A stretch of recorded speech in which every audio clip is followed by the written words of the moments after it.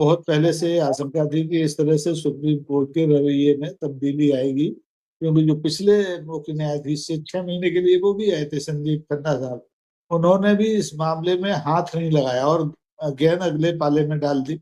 उन्होंने कहा अब जो हमारे गवई साहब आएंगे वो इस पर फैसला करेंगे।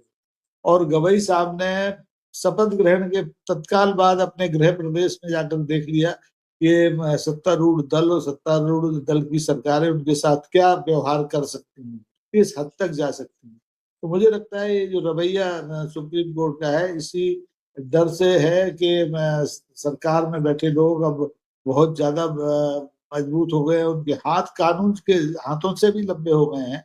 तो वो अब इस तरह की बातें करके एक दिशा दे रहे हैं याचिकाकर्ताओं को कि भाई आप ज्यादा उम्मीद मत करो सुप्रीम कोर्ट से, जो सरकार ने किया है वही ठीक होगा। लेकिन अब जब तक अंतिम फैसला नहीं आ जाता तब तक तो कुछ नहीं कहा जाएगा। जबकि एक अंधा भी ये बता सकता है कि वक्फ बोर्ड कानून में सीधा सीधा संवैधानिक प्रावधानों का उल्लंघन हुआ है। आपने जिस ढंग से जो वक्फ बोर्ड कानून में तरमीम किए हैं, जो नई चीजें जोड़ी हैं, वो खुले तौर पर संविधान का उल्लंघन है।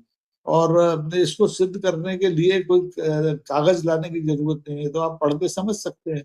लेकिन अब ठीक है, समृद्ध को नहीं दोष गुसाई, सर्वोच्च न्यायालय को कोई क्या कह सकता है। तो जब सुनवाई होगी याचिकाओं पर, अंतिम फैसला आएगा, तो अब देखा जाएगा। वरना जनता का न्यायालय भी है इस देश में, सर्वोच्च न्यायालय से बड़ा, वो फैसला अपना करेगा वक्त आने पर। ये मैंने भी देखी और मुझे भी बहुत दुख हुआ। दुख इसलिए हुआ कि भारतीय जनता पार्टी के जो वरिष्ठतम नेता हैं, वरिष्ठ नेता हैं, वो दूध से जलकर भी छाछ फूंक के पीना नहीं सीख पाए। माननीय सुप्रीम कोर्ट ने अभी ऐसे ही मामलों में, आपको पता है विजय शाह के मामले में कितना सख्त रुख अपनाया। अभी प्रोफेसर अली खान मुरादा जो महमूदाबाद है, उनके मामले में भी सुप्रीम कोर्ट ने सुनवाई करना शुरू कर दी है। तो ये लोग सबक नहीं लेना चाहते। इन्हें मालूम नहीं है कि ये जो कर रहे हैं वो कानूनी तौर पे भी अपराध है, सामाजिक तौर पे भी अपराध है और अनैतिक।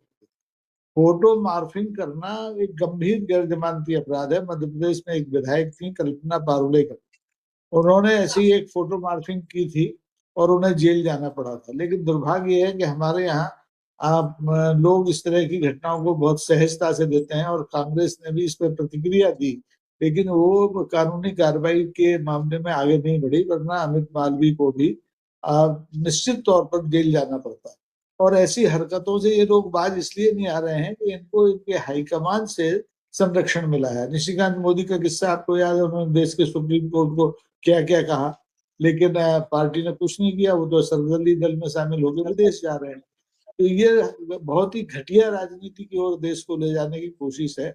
और इससे बचना बचाना जनता के हाथ में तो है नहीं। ये नेताओं को, पार्टियों को और उनको प्रशिक्षण देने वाली संस्थाओं को सोचना चाहिए कि वो राजनीति किस कीचड़ में लेकर के दम लेंगे। तो ये बहुत बुरी बात है, इसकी निंदा होनी चाहिए। जी जी।